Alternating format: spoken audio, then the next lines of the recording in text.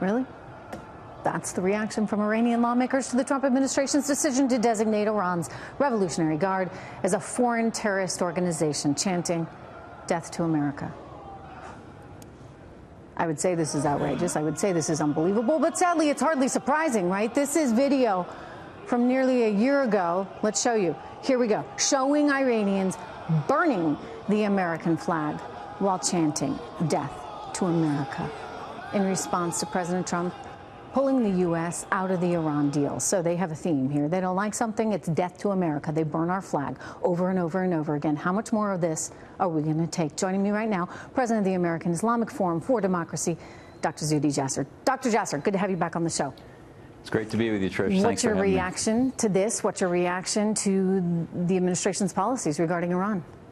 Oh, I think it's long overdue. And I'll tell you, the mobs that you showed were rent-a mobs from the Iranian Revolutionary Guard Corps and also from the Khomeinist theocrat clerics that run the government. The vast majority of the Iranian people truly believe that their military are terrorists, truly believe they want a revolution. And slowly, they've had more traction in the last year since we re-upped the sanctions than they did in any time during the Obama administration. So the sanctions are pro-Iranian, pro-revolution, and the best anti-nuclear program is the sanctions and also putting this terror organization, which is their military, in its place. They've been spreading since the nuclear deal, by the way, Trish. They've been ramping up their support of the Houthis, the support of Hezbollah, the support of Assadist genocidal crimes in Syria, the support of radical Shia mobs in Iraq. So their metastases of the cancer of the Iranian Republican Guard Corps has only increased since the nuclear deal. So thank you, Secretary Pompeo. Thank you, President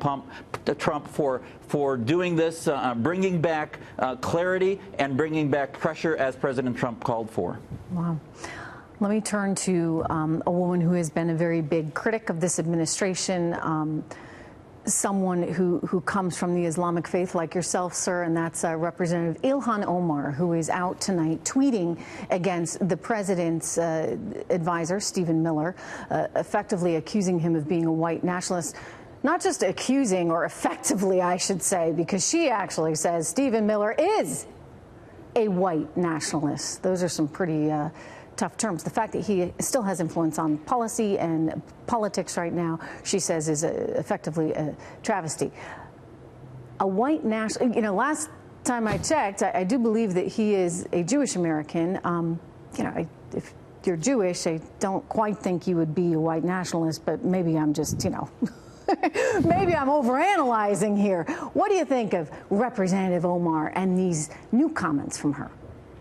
It's just beyond ignorant. And as you said, the main targets of white supremacists are the Jewish community, as we saw in Pittsburgh. And it's beyond ignorance. This is what happens when the left has their red-green alliance between the socialists, the progressivists, and the Islamists. We see it at the UN. We see it where they sort of weaponize anti-Semitism. They weaponize the labels of throwing whatever sticks. And they ended up throwing this on a Jewish American who no way could be a white nationalist or white supremacist. You saw Hillary Clinton tweet out yesterday that Make America Great supporters were actually all white nationalists, which is half of America. And you also see, for example, The Economist. I actually know a lot of African Americans, by the way, that support exactly this president. So there's a lot of generalizations going on. Go ahead. The Economist magazine labeled Ben Shapiro an alt-right radical, and then later apologized and withdrew the title of their article, showing that the left is just unhinged. They're throwing labels wherever it can land, and it's landing in ignorance, and showing that they're really more about bigotry and collectivism rather than about facts, truth, and helping our country unite. Collectivism, that's a good term to use here, because somehow their thought is whatever's in their view, whatever they determine to be better for the greater good of society, everybody needs to fall in line. And we've seen historically, by the way, and we're seeing it unfold right now in Venezuela, by the way, where socialism has just been a really rotten deal for the people. That collectivism, that kind of thought never ultimately works, does it, Dr. Jasser?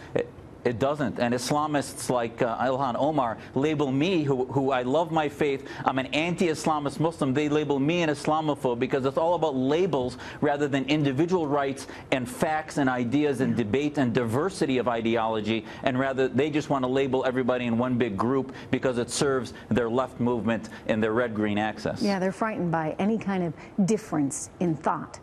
That's not having any appreciation for diversity, if you ask me. Dr. Zudhi Jasser, thank you. Good to see you. Okay.